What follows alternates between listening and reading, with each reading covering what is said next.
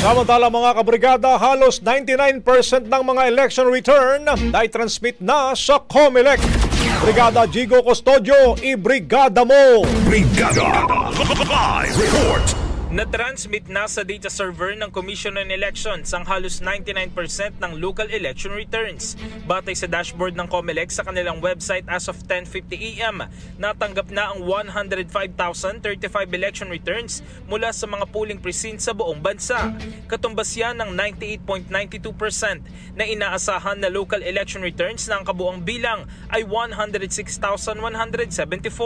Ibig sabihin, mayroon pa silang hinihintay na natitirang 1,139 na election returns.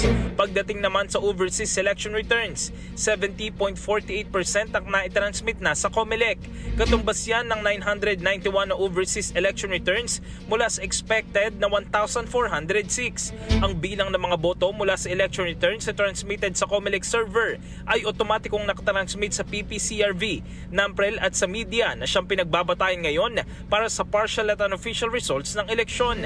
Samantala, para naman sa Certificate of Canvass na natanggap ng COMELEC mula sa provincial o district, 83 ang natanggap na. Katumbas yan ng 100% na inaasahang COCs. Para naman sa city o municipal, natanggap na ng COMELEC ang 100% ng 1,633 na COCs. Sa overseas naman, nakatanggap na sila ng 25 o 96.15% mula sa inaasahang 26 na COCs. In the heart of changing lives, ako si Brigada Jigo Custodio ng 105.1 Brigada News of Manila, the music news of Rapido Brigada Balita Nationwide. Ang bahaging ito ay hatid sa atin ng Mom's Love ES1 Capsule. Simulang tuparin ang pangarap ng iyong anak. And starting now,